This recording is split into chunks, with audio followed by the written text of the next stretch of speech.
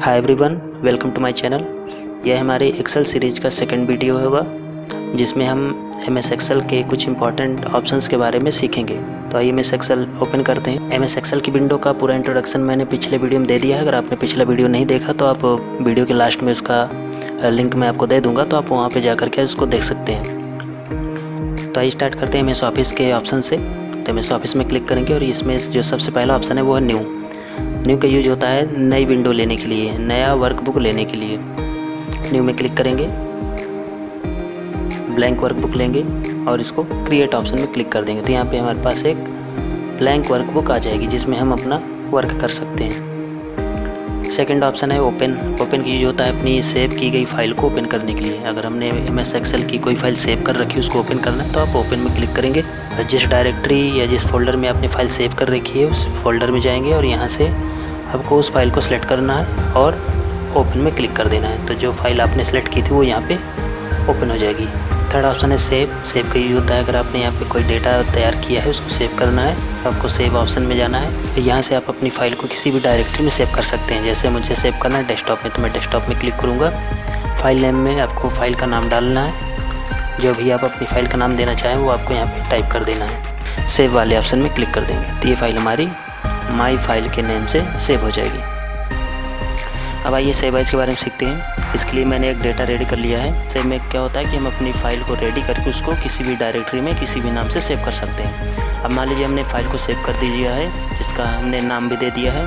अब हम इस फाइल को किसी और फॉर्मेट में या किसी और डायरेक्टरी में सेव करना चाहते हैं, तब इस काम को करने के लिए हम सेव एज ऑप्शन की यूज करते हैं। हमें अगर फाइल को दोबारा सेव करना है, किसी दूसरे लोकेशन पे सेव करना है या किसी और नाम से सेव करना है, या फिर हम फाइल का फॉर्मेट चेंज करके सेव करना चाहते हैं, जैसे as a text, plain text format में या एक्सएमएल फॉर्मेट में या फिर पीडीएफ फॉर्मेट में, तब हम सेव एज की यूज करेंगे। तो यहाँ पे चलेंगे, सेव एज ऑप्शन में क्लिक करेंगे।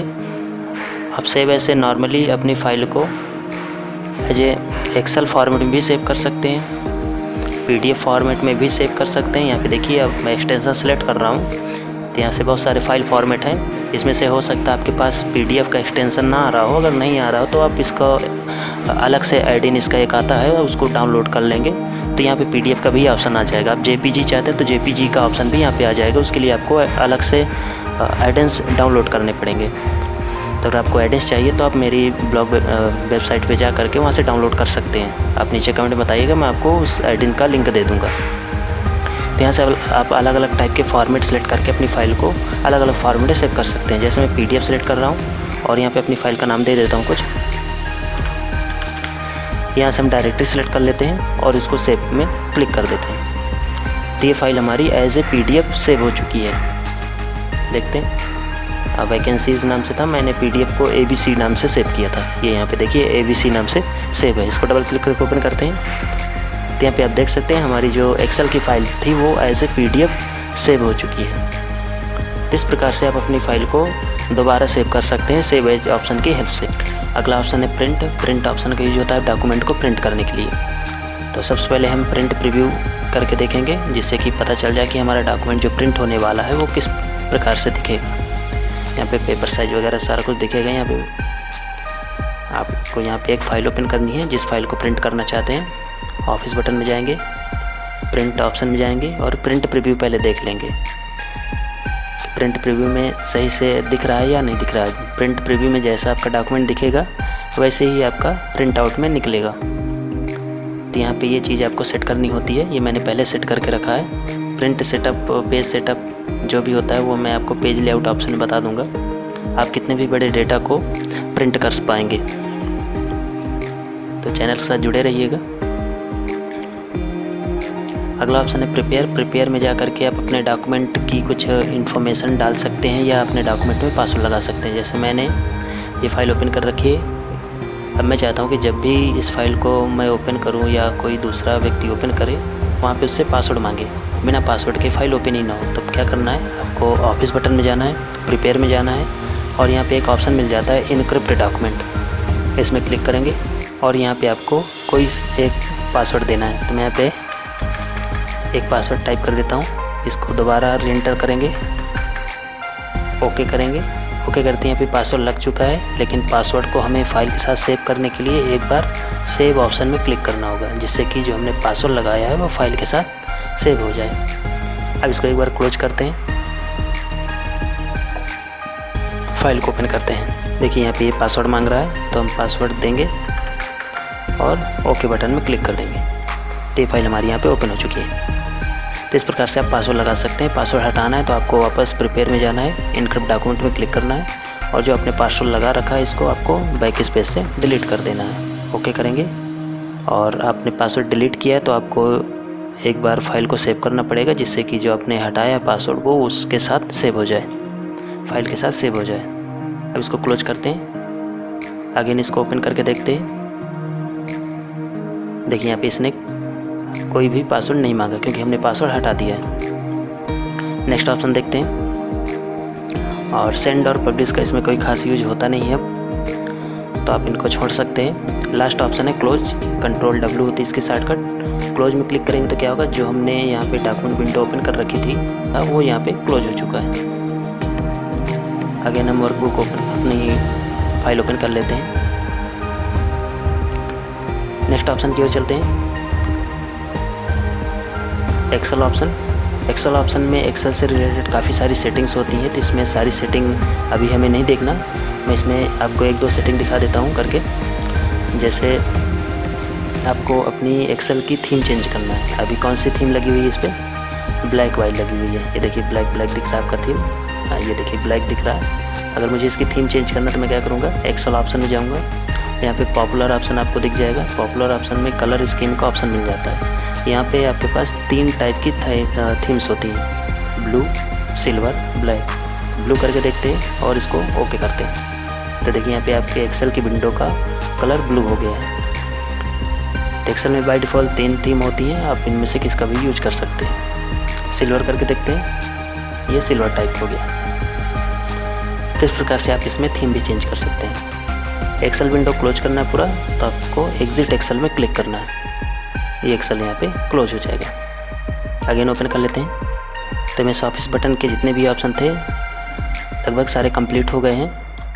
इसके बाद आता है हमारा मीनू बटन्स। मीनू बटन में सबसे पहला ऑप्शन है होम मीनू। अब हमें होम मीनू के ऑप्शन सारे देखने हैं। तो होम मीनू के ऑप्शन करने से पहले, मीनू बटन के ऑप्शन सीखने से पहले हमें कुछ चीज़ें पहले से पता होनी चाहिए।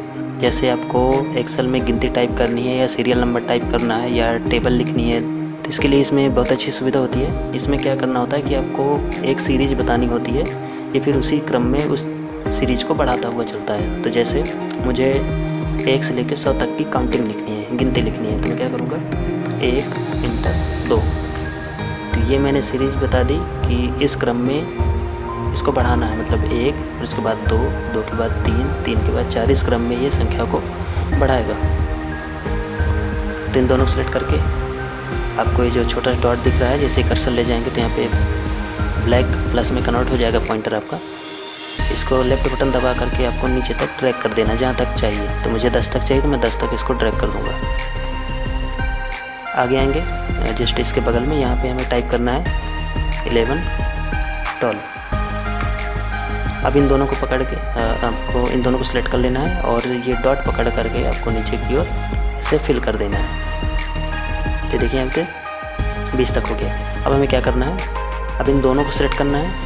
अब मैंने इधर एक कॉलम में संख्याएं इसलिए लिखी क्योंकि हमें इसको इस प्रकार से ड्रैग करना है, तो हमें ऐसी सीरीज इसको बतानी पड़ेगी कि किस क्रम में ये संख्याओं को आगे बढ़ाएगा। तो ये 10-10 के क्रम में बढ़ाएगा, इसके लिए हमने यहाँ पे संख्या टाइप की है। अब मैं इस डॉट को पकड़ के आगे की ओर बढ़ाऊँगा। देखिए अब यहाँ पे आप जितना चाहे उतना आगे तक ले जा सकते हैं। तो मुझे 100 तक चाहिए, तो मैं यहाँ पे ये 100 तक ले जाऊँगा। तो देखिए यहाँ पे पूरी 1 से लेकर के 100 तक की गिनती टाइप हो चुकी है। अगर मुझे टेबल लिखनी हो, 2 का टेबल लिखना हो, तो क्या करूँगा, 2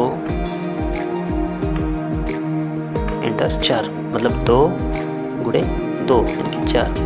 अब ये इसी क्रम में ये संख्याओं को बढ़ाएगा, 2 दूनी 4। दोनों को सेलेक्ट कर लेना है और इस फिल बटन को पकड़ के आपको नीचे तक ड्रैग करना है। इसी प्रकार से आगे करेंगे 3, 6। इसको पकड़े नीचे तक पूरा ड्रैग कर देंगे, पूरा 30 तक आ जाएगा। अब इन दोनों कॉलम्स को सिलेक्ट करके इसको आगे की ओर बढ़ाना है। ये देखिए, इसको और आगे आप बढ़ा सकते हैं, तो 20 तक का पहाड़ा पूरा लिख जाएगा। तो इस प्रकार से आप इसमें गिनती और पहाड़ा लिख सकते हैं। अगर आपको दिन और महीने के नाम टाइप करने तो भी आप यहाँ पे कर सकते हैं। महीने का या दिन का कोई एक नाम डालेंगे और उसको पकड़ के नीचे तक ड्रैग करेंगे तो ऑटोमेटिक पूरी लिस्ट बन जाएगी। जैसे कोई किसी मंथ का नाम डालते हैं, जैसे मैंने JAN लिखा, जनवरी का। अब इसको पकड़ के नीचे तक ड्रैग करेंगे तो यहाँ पे पूरा आपका पूरा यहाँ पे लिख जाएगा। मैंने आधा नाम टाइप किया, आप चाहे तो पूरा नाम टाइप करेंगे, JANUARY, जनवरी पूरा नाम मैंने लिखा, पूरी स्पेलिंग मैंने लिख दी जनवरी की। इसको पकड़ के नीचे तक ड्रैग करेंगे तो यहाँ पे फुल स्पेलिंग आ जाएगी। इसी प्रकार से आप दिन के नाम टाइप कर सकते हैं, SUN। इसको पकड़ के नीचे तक ड्रैग करेंगे तो यहाँ पे ये पूरा टाइप हो जाएगा। फुल नेम लिखेंगे SUNDAY। आप इसको पकड़ने तक ड्रैग करेंगे, ये भी पूरा आ जाएगा। इस प्रकार से आप इनकी लिस्ट बना सकते हैं।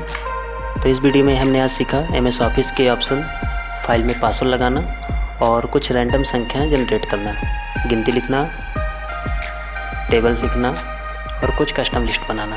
तो इस वीडियो में इतना ही। इस वीडियो में हम देखेंगे होम मेनू के जितने भी ऑप्शन हैं उनके बारे में। तो इस वीडियो में इतना ही, मिलते हैं नेक्स्ट वीडियो में, तब तक के लिए गुड बाय।